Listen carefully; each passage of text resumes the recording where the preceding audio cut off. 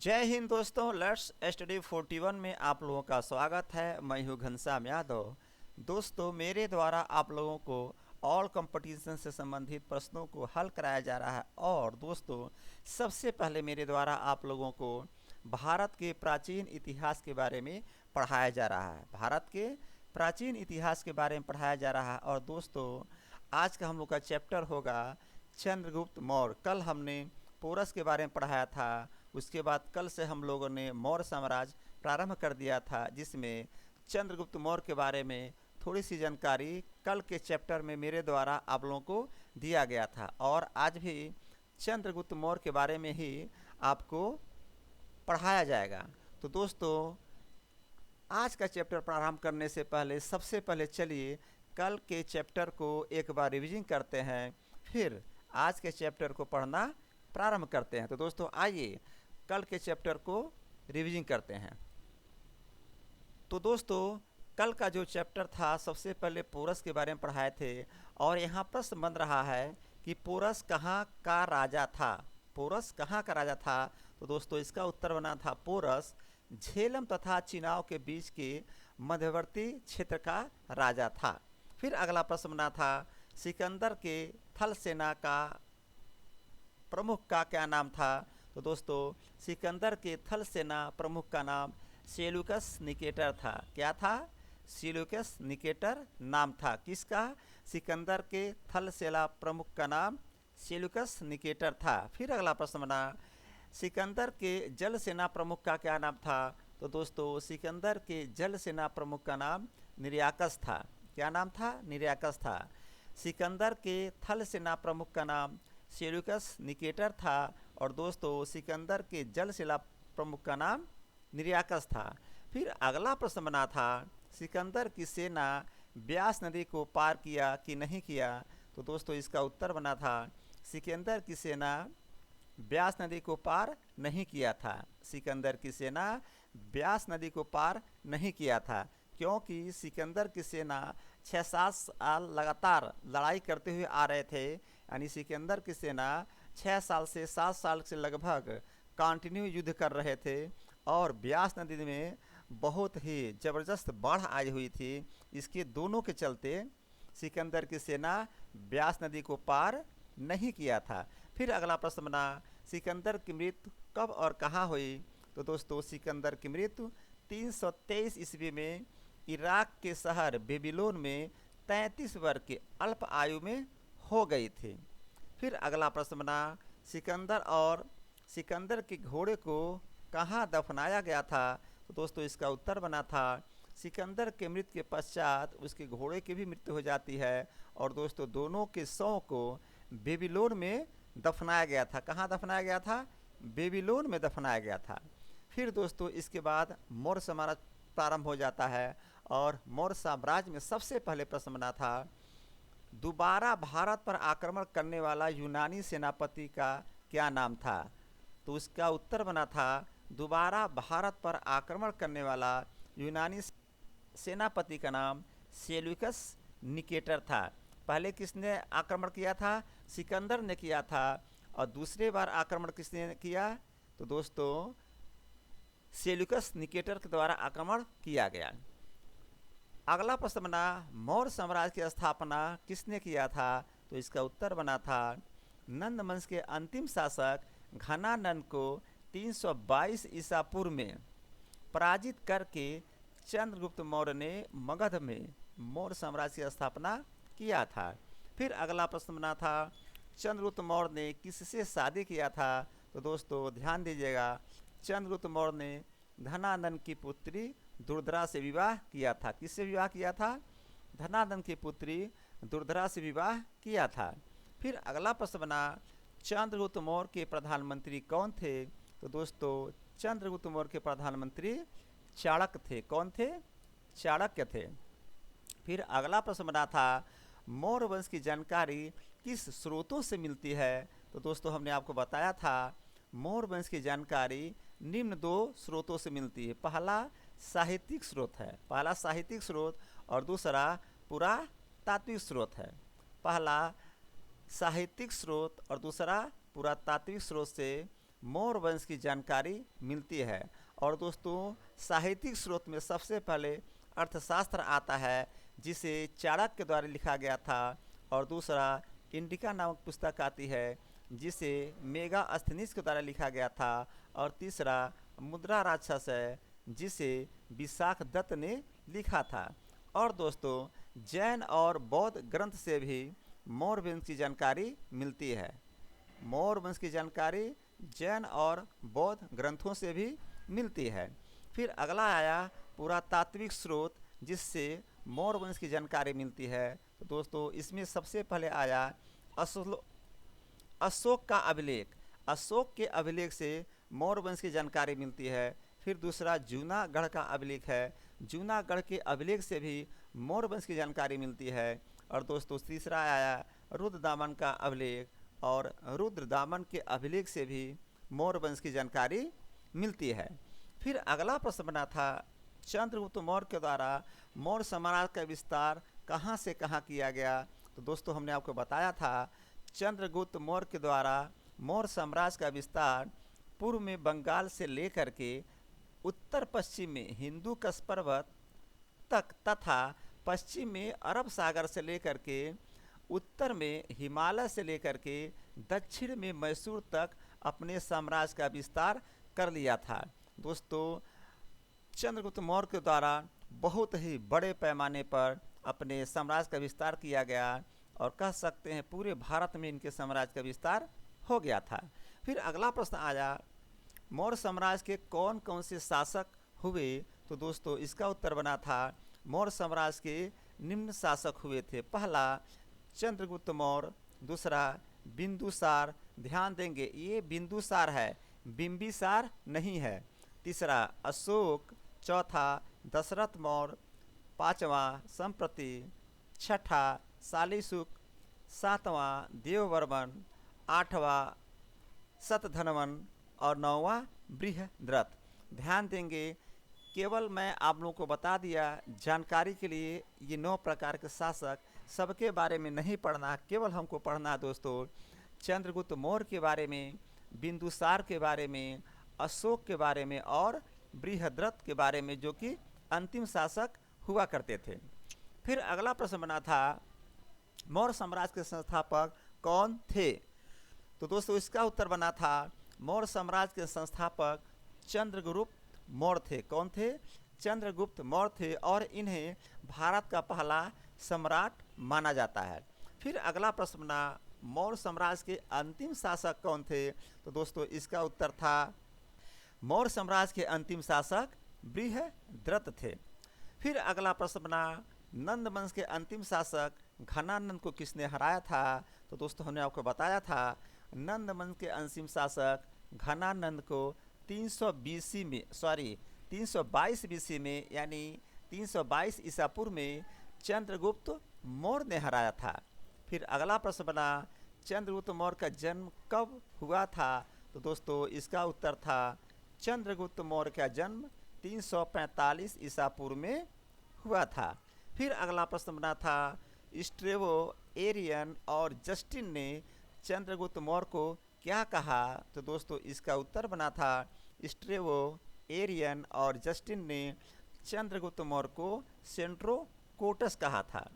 अगला प्रश्न बना, एम्पियानस व प्लूटार्क ने चंद्रगुप्त मौर्य को क्या कहा था। दोस्तों इसका उत्तर बना था, एम्पियानस व प्लूटार्क ने चंद्रगुप्त मौर्य को एंट्रोकोटस कहा था। ध्यान दीजिएगा ऊपर है सेंट्रोकोटस और ये है एंट्रोकोटस, कंफ्यूज मत होइएगा।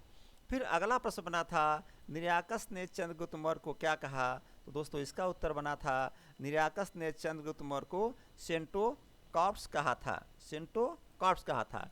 फिर अगला प्रश्न बना, विशाख दत्त के द्वारा जो मुद्रा राक्षस की रचना की गई थी उसमें चंद्रगुप्त मौर्य को किस कुल का बताया गया था। तो दोस्तों इसका उत्तर है, विशाख दत्त के द्वारा जो मुद्रा राक्षस की रचना की गई थी उसको वृषल कुल का बताया गया था, और वृषल कुल का मतलब होता है निम्न कुल, निम्न कुल। फिर अगला और लास्ट प्रश्न बना था, वृषल क्या था। तो दोस्तों वृषल एक कबीला था। कबीला के बारे में आपको जानकारी पहले से है। तो दोस्तों इस तरह से कल हमने आप लोगों को जो पढ़ाया था उसके बारे में हमने रिवीजिंग करा दिया। अब आइए और आज के चैप्टर को पढ़ना प्रारंभ करते हैं। तो दोस्तों आज का सबसे पहले प्रश्न बन रहा है, चाणक्य को और किस नाम से जाना जाता है? तो ध्यान देंगे, चाणक्य का बहुत बड़ा महत्व है चंद्रगुप्त मौर्य के शासनकाल में, चूँकि चाणक्य के द्वारा ही चंद्रगुप्त मौर्य को राजा बनाया गया था। चंद्रगुप्त मौर्य की कोई पहचान नहीं थी और चाणक्य के द्वारा चंद्रगुप्त मौर्य को राजा बनाया गया, यानी शासक बनाया गया। इसलिए चाणक्य का चंद्रगुप्त मौर्य के चैप्टर में बहुत बड़ा महत्व है। तो आइए सबसे पहला प्रश्न बना, चाणक्य को और किस नाम से जाना जाता है? तो दोस्तों उत्तर देंगे, चाणक्य को कौटिल्य विष्णुगुप्त के नाम से जाना जाता है। यानी चाणक्य को कौटिल्य और विष्णुगुप्त के नाम से जाना जाता है। यानी चाणक्य का 3 नाम हो गया, पहला चाणक्य, दूसरा कौटिल्य और तीसरा विष्णुगुप्त। तो प्रश्न आएगा चाणक्य को और किस नामों से जाना जाता है? तो लिखेंगे चाणक्य को कौटिल्य और विष्णुगुप्त के नाम से जाना जाता है। फिर अगला प्रश्न आया, चाणक्य ने कौन सी पुस्तक लिखी थी? तो दोस्तों चाणक्य ने अर्थशास्त्र नामक पुस्तक लिखी थी। कौन सी पुस्तक लिखी थी? अर्थशास्त्र नामक पुस्तक लिखी थी। ध्यान देंगे दोस्तों, अर्थशास्त्र का मतलब यहाँ इकोनॉमिक्स से नहीं है।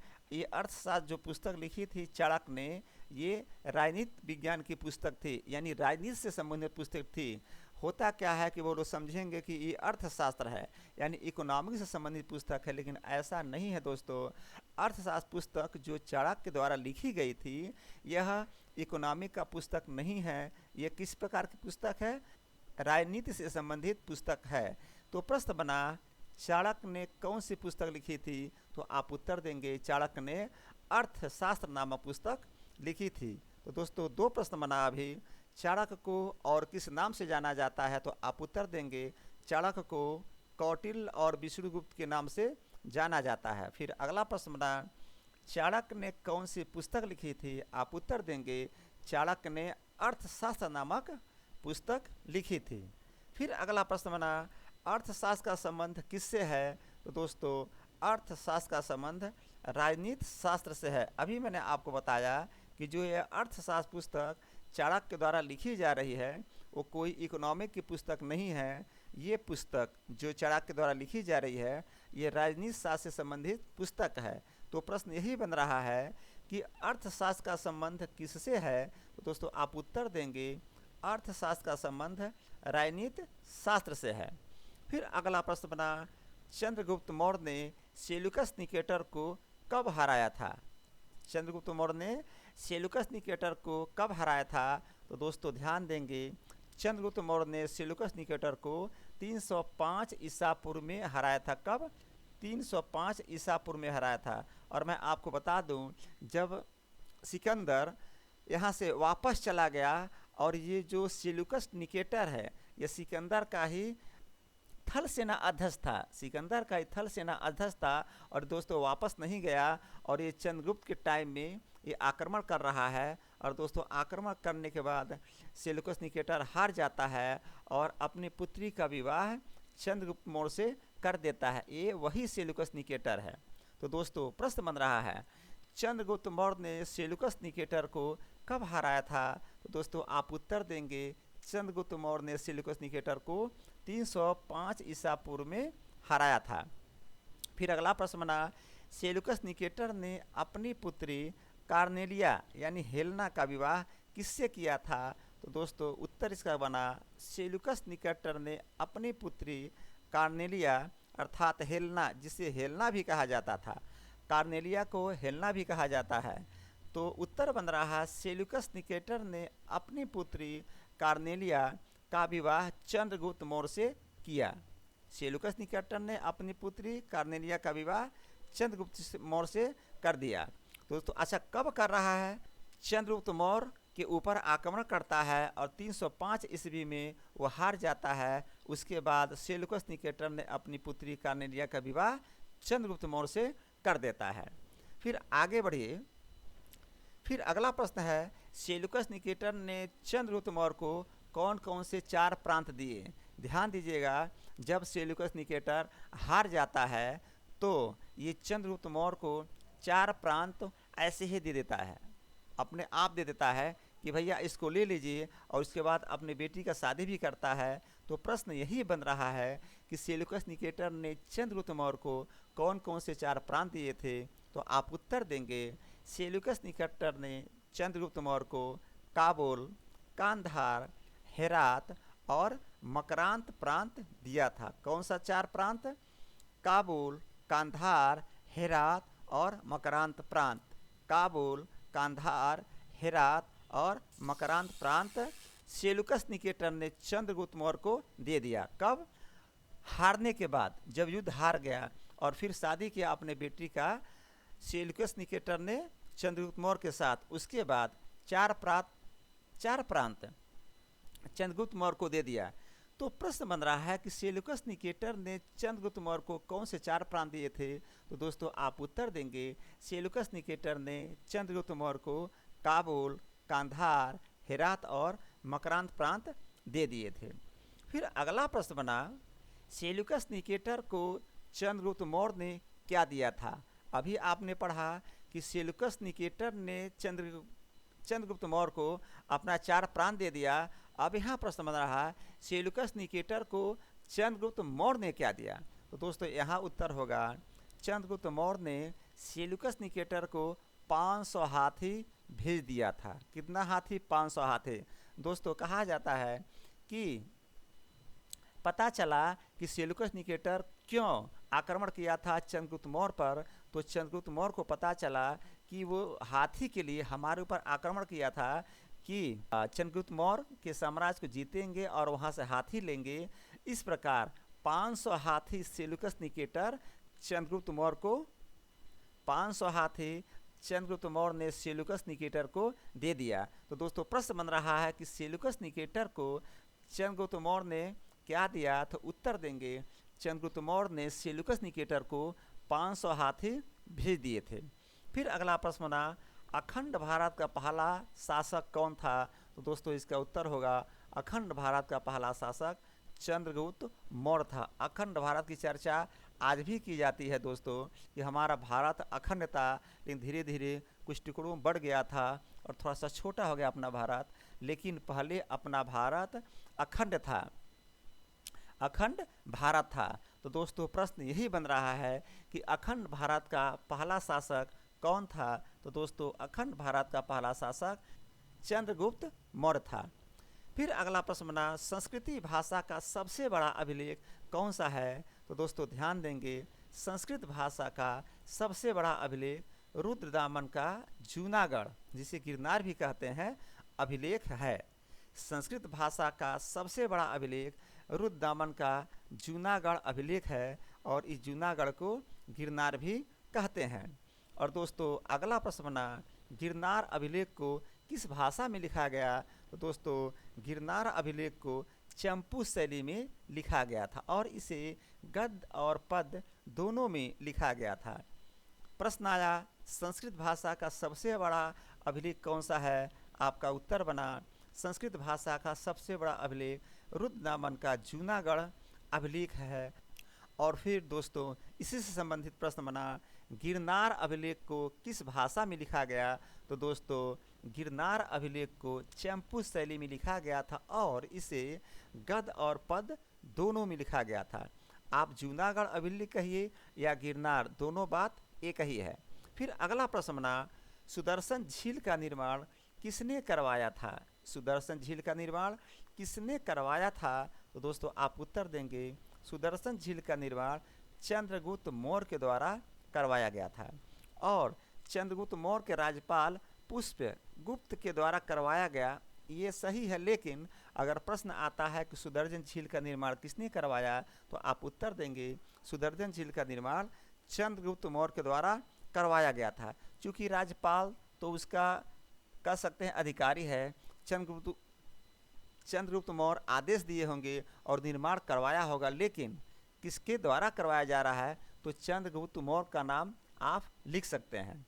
फिर अगला प्रश्न है, सुदर्शन झील का पुनः निर्माण किसने करवाया था? तो दोस्तों इसका उत्तर बना सुदर्शन झील का पुनः निर्माण अशोक और रुद्रदामन के द्वारा करवाया गया था। सुदर्शन झील का निर्माण कौन करा रहा है? तो दोस्तों सुदर्शन झील का निर्माण चंद्रगुप्त मौर्य करवा रहे हैं, जो अपने राज्यपाल को सौंप दिए करवाने के लिए, तो चंद्रगुप्त मौर्य करवा रहे हैं। और फिर प्रश्न आ रहा है सुदर्शन झील का पुनः निर्माण कौन करवाया? तो दोस्तों सुदर्शन झील का पुनः निर्माण अशोक और रुद्रदामन के द्वारा करवाया गया था, रुद्रदामन के द्वारा। और ये जो पुनः निर्माण करवाया गया था लगभग 1000 वर्ष बाद, यानी कि सुदर्शन झील जब बना था उससे 1000 वर्ष बाद जब रुद्रदामन आते हैं तो उसका पुनः निर्माण कराते हैं। फिर अगला प्रश्न बना मेगास्थनीज किसका दूत था? तो दोस्तों इसका उत्तर है मेगास्थनीज सेल्यूकस निकेटर का दूत था। क्या था? सेल्यूकस निकेटर का दूत था। मेगास्थनीज किसका दूत था? तो आप उत्तर लिखेंगे मेगास्थनीज सेल्यूकस निकेटर का दूत था। दोस्तों जब सेल्यूकस निकेटर ने अपनी पुत्री का विवाह चंद्रगुप्त मौर्य से कर देते हैं तो वे मेगास्थनीज को चंद्रगुप्त के दरबार में भेजते हैं दूत के रूप में। फिर अगला प्रश्न बना मेगास्थनीज किसके दरबार में आया था? तो दोस्तों मेगास्थनीज चंद्रगुप्त मौर्य के दरबार में आया था। मेगास्थनीज किसका दूत था? तो उत्तर लिखेंगे मेगास्थनीज सेल्यूकस निकेटर का दूत था। और मेगास्थनीज किसके दरबार में आया था? तो दोस्तों उत्तर लिखेंगे मेगास्थनीज चंद्रगुप्त मौर्य के दरबार में आया था। फिर अगला प्रश्न बना मेगास्थनीज ने कौन सी पुस्तक लिखी थी? तो दोस्तों मेगास्थनीज ने इंडिका नामक पुस्तक लिखी थी। और मगध की जानकारी किस पुस्तक में मिलती है? तो दोस्तों मगध की जानकारी इंडिका नामक पुस्तक में मिलती है। मेगास्थनीज किसका दूत है? प्रश्न आएगा, आप लिखेंगे मेगास्थनीज सेल्यूकस निकेटर का दूत था।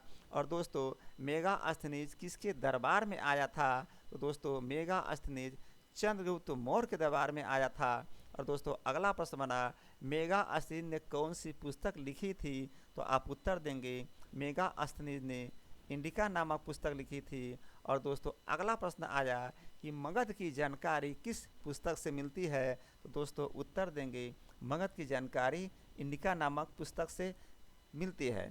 आइए इसको समझते हैं। चूँकि मेगास्थनीज सेल्यूकस निकेटर का दूत था और दोस्त ये कहाँ पर आया था? चंद्रगुप्त मौर्य के दरबार में आया था। और दोस्तों ये चंद्रगुप्त मौर्य के दरबार में बैठे बैठे कुछ न कुछ तो करता ही करता। तो क्या किया इसने? इंडिका नामक पुस्तक लिख दिया। और दोस्तों मैं कह सकता हूँ कॉमन सेंस की बात है, अगर मेगास्थनीज चंद्रगुप्त मौर्य के दरबार में आ रहा है और चंद्रगुप्त मौर्य के दरबार में बैठ करके इंडिका नामक पुस्तक लिख रहा है तो किस चीज़ की जानकारी लिखेगा? तो दोस्तों थोड़ा सा अगर दिमाग दौड़ाएंगे तो कह सकते हैं कि मेगास्थनीज इंडिका नामक पुस्तक में मगध की जानकारी के बारे में लिखा होगा, क्योंकि इंडिका नामक जब पुस्तक लिख रहा है तो चंद्रगुप्त मौर्य के दरबार में मेगास्थनीज प्रेजेंट है, यानी उस समय चंद्रगुप्त मौर्य के दरबार में ही है। तो दोस्तों इस प्रकार जब इंडिका नामक पुस्तक मेगास्थनीज ने लिखा तो किसके बारे में जानकारी लिखा? मगध के बारे में जानकारी लिखा, क्योंकि उस समय खुद वो मगध में ही था, यानी चंद्रगुप्त मौर्य के पास ही था। तो दोस्तों प्रश्न बना मेगास्थनीज किसका दूत था? उत्तर लिखेंगे मेगास्थनीज सेल्यूकस निकेटर का दूत था। और मेगास्थनीज किसके दरबार में आया था? तो दोस्तों मेगास्थनीज चंद्रगुप्त मौर्य के दरबार में आया था। फिर अगला प्रश्न बना मेगास्थनीज ने कौन सी पुस्तक लिखी? तो दोस्तों मेगास्थनीज ने इंडिका नामक पुस्तक लिखी। और मगध की जानकारी किस पुस्तक में मिलती है? तो उत्तर देंगे मगध की जानकारी इंडिका नामक पुस्तक में लिखती है। और मेगास्थनीज सेल्यूकस निकेटर का दूत था। तो दोस्तों अभी आइए एक बार इस चैप्टर को एक बार दोहराते हैं, उसके बाद चैप्टर को समाप्त करेंगे, फिर अगले चैप्टर पर बढ़ेंगे। तो दोस्तों आज के चैप्टर चंद्रगुप्त मौर्य में सबसे पहले प्रश्न बना था चाणक्य को और किस नाम से जाना जाता है? तो हमने आपको बताया था चाणक्य को कौटिल्य और विष्णुगुप्त के नाम से जाना जाता है। इस प्रकार चाणक्य का 3 प्रकार का नाम हो गया, पहला चाणक्य, दूसरा कौटिल्य और तीसरा विष्णुगुप्त। फिर अगला प्रश्न बना था चाणक्य ने कौन सी पुस्तक लिखी थी? तो दोस्तों चाणक्य ने अर्थशास्त्र नामक पुस्तक लिखी थी। कौन सी पुस्तक? अर्थशास्त्र नामक पुस्तक लिखी थी। और दोस्तों फिर अगला प्रश्न बना अर्थशास्त्र का संबंध किससे है? तो दोस्तों अर्थशास्त्र का संबंध राजनीति शास्त्र है, ध्यान देंगे, राजनीति शास्त्र है, न कि इकोनॉमिक्स से है। फिर अगला प्रश्न बना चंद्रगुप्त मौर्य ने सेल्यूकस निकेटर को कब हराया था? तो दोस्तों चंद्रगुप्त मौर्य ने सेल्यूकस निकेटर को 305 ईसा पूर्व में हराया था। कब हराया था? 305 ईसा पूर्व में हराया था। फिर अगला प्रश्न आया था सेल्यूकस निकेटर ने अपनी पुत्री कार्नेलिया यानी हेलेना का विवाह किससे किया? तो दोस्तों इसका उत्तर बना था सेल्यूकस निकेटर ने अपनी पुत्री कार्नेलिया का विवाह यानी कि हेलेना का विवाह चंद्रगुप्त मौर्य से किया था। किससे किया था? चंद्रगुप्त मौर्य से किया था। फिर अगला प्रश्न बना था सेल्यूकस निकेटर ने चंद्रगुप्त मौर्य को कौन से 4 प्रांत दिए थे? तो दोस्तों सेल्यूकस निकेटर ने चंद्रगुप्त मौर्य को 4 प्रांत दिए थे, जिसमें पहला काबुल था, दूसरा कांधार था, तीसरा हेरात था और चौथा मकरांत प्रांत था। पहला काबुल, दूसरा कांधार, तीसरा हेरात और चौथा मकरांत प्रांत था। फिर अगला प्रश्न बना सेल्यूकस निकेटर को चंद्रगुप्त मौर्य ने क्या दिया था? तो दोस्तों सेल्यूकस निकेटर को चंद्रगुप्त मौर्य ने 500 हाथी भिजवा दिए थे। कितने हाथी को भिजवाए थे? 500 हाथी, यानी चंद्रगुप्त मौर्य ने सेल्यूकस निकेटर को 500 हाथी भिजवा दिए थे। फिर अगला प्रश्न आया था अखंड भारत का पहला शासक कौन था? इसका उत्तर बना अखंड भारत का पहला शासक चंद्रगुप्त मौर्य था। इन्होंने अपने साम्राज्य को पूरे भारत में फैला दिया, अपने साम्राज्य को पूरे भारत में, और अखंड भारत दर्जा दिया गया।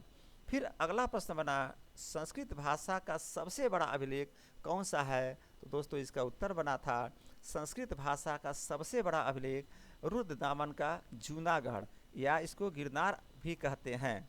तो जूनागढ़ या गिरनार अभिलेख है। फिर अगला प्रश्न बना गिरनार अभिलेख को किस भाषा में लिखा गया? तो दोस्तों गिरनार अभिलेख को चंपू शैली में लिखा गया था। किस शैली में? चंपू शैली में लिखा गया था, और इसे गद्य और पद्य दोनों में लिखा गया था। फिर अगला प्रश्न बना सुदर्शन झील का निर्माण किसने करवाया था? तो दोस्तों इसका उत्तर बना था सुदर्शन झील का निर्माण चंद्रगुप्त मौर्य के राज्यपाल पुष्यगुप्त ने करवाया था। आप उत्तर दे सकते हैं सुदर्शन झील का निर्माण चंद्रगुप्त मौर्य ने करवाया था। चूँकि दोस्तों ये राज्यपाल थे तो चंद्रगुप्त मौर्य जो आदेश करेंगे वही राज्यपाल करेंगे। तो मेन तो बात चंद्रगुप्त मौर्य की आ गई, तो प्रश्न आएगा सुदर्शन झील का निर्माण किसने करवाया था? तो आप उत्तर दे सकते हैं सुदर्शन झील का निर्माण चंद्रगुप्त मौर्य ने करवाया था। फिर अगला प्रश्न बना सुदर्शन झील का पुनः निर्माण किसने करवाया? तो दोस्तों सुदर्शन झील का पुनः निर्माण अशोक और रुद्रदामन के द्वारा करवाया गया था। फिर अगला प्रश्न बना मेगास्थनीज किसका दूत था? तो दोस्तों इसका उत्तर बना मेगास्थनीज सेल्यूकस निकेटर का दूत था। किसका दूत था? सेल्यूकस निकेटर का दूत था। फिर अगला प्रश्न बना मेगास्थनीज किसके दरबार में रहता था? तो दोस्तों मेगास्थनीज चंद्रगुप्त मौर्य के दरबार में रहता था। किसके दरबार में रहता था? चंद्रगुप्त मौर्य के दरबार में रहता था। फिर अगला प्रश्न बना मेगास्थनीज ने कौन सी पुस्तक लिखी थी? तो दोस्तों इसका उत्तर है मेगास्थनीज ने इंडिका नामक पुस्तक लिखी थी। इंडिका नामक पुस्तक लिखी थी। इंडिका नामक पुस्तक लिखी थी। फिर अगला प्रश्न बना मगध की जानकारी किस पुस्तक से मिलती है? तो दोस्तों मगध की जानकारी इंडिका नामक पुस्तक से मिलती है। तो इस प्रकार दोस्तों आज हमने आपको बताया कि चाणक्य को और 2 नाम से जाना जाता था, कौटिल्य और विष्णुगुप्त।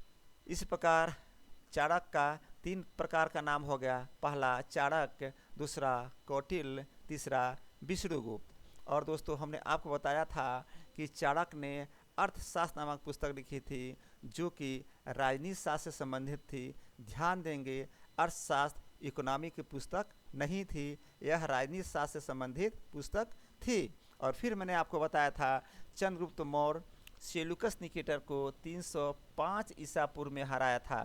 चंद्रगुप्त मौर्य ने सेल्यूकस निकेटर को 305 ईसा पूर्व में हराया था। और दोस्तों सेल्यूकस निकेटर ने अपनी पुत्री कार्नेलिया यानी हिलना का विवाह चंद्रगुप्त मौर्य से कर दिया था। और दोस्तों सेल्यूकस निकेटर ने चंद्रगुप्त मौर्य को काबुल, कांधार, हेरात और मकरान प्रांत दिया था। फिर हमने आपको बताया चंद्रगुप्त मौर्य ने सेल्यूकस निकेटर को 500 हाथी भेजवा दिया था और अखंड भारत का पहला शासक चंद्रगुप्त मौर्य बन गए थे। फिर संस्कृत भाषा का सबसे बड़ा अभिलेख रुद्रदामन का जूनागढ़ या गिरनार अभिलेख है। और दोस्तों गिरनार अभिलेख को चंपू शैली में लिखा गया था और इसे गद्य और पद्य दोनों में लिखा गया था। फिर हमने आपको बताया कि सुदर्शन झील का निर्माण चंद्रगुप्त मौर्य के राजपाल पुष्पगुप्त ने करवाया था। आप उत्तर देंगे सुदर्शन झील का निर्माण चंद्रगुप्त मौर्य के द्वारा करवाया गया था।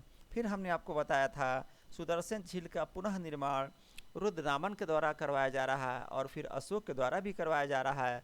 और दोस्तों मेगास्थनीज सेल्यूकस निकेटर का दूत था और मेगास्थनीज चंद्रगुप्त मौर्य के दरबार में आया था। फिर हमने आपको आगे बताया मेगास्थनीज ने इंडिका नामक पुस्तक लिखी थी। और दोस्तों मगध की जानकारी इंडिका नामक पुस्तक में मिलती है। तो दोस्तों इस प्रकार से आज का चैप्टर चंद्रगुप्त मौर्य समाप्त हुआ। फिर कल हम पढ़ाएंगे इसी से संबंधित चैप्टर को।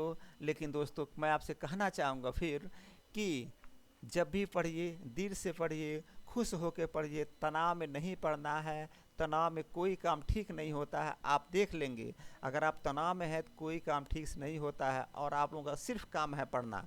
आपके माँ बाप आपको छोड़ दिए हैं केवल पढ़ने के लिए और सक्सेस होने के लिए, आगे बढ़ने के लिए।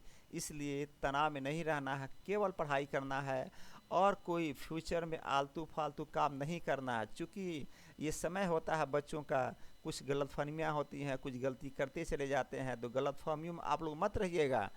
बिना पढ़ाई कुछ भी नहीं हो सकता है, बिना पढ़ाई कुछ भी नहीं हो सकता है। इसलिए आप लोग गलतफहमी मत रहिएगा, सिर्फ पढ़ाई करिए। और दोस्तों दिल से पढ़ाई करिए, मन से पढ़ाई करिए। और फ्यूचर के बारे में फिर कहूँगा, बार बार कहता हूँ, बहुत मत सोचिए। आप अपना 100% दीजिए। 100% देंगे तो पक्का आप पक्का आप सक्सेस होंगे। और सक्सेस होंगे तो फिर दोस्तों आपके घर में खुशियाँ आएंगी। और मैं कहूँगा आप मेरे चैनल को सब्सक्राइब करिए और लाइक करिए। और दोस्तों कमेंट में आप लोग जो मुझसे पूछना चाहते हैं पूछ सकते हैं। कोई कहीं छोटी मोटी मिस्टेक होती है, कुछ भी आप पूछ सकते हैं। तो दोस्तों आज का चैप्टर यहीं पर मैं समाप्त करता हूँ। जय हिंद, जय भारत।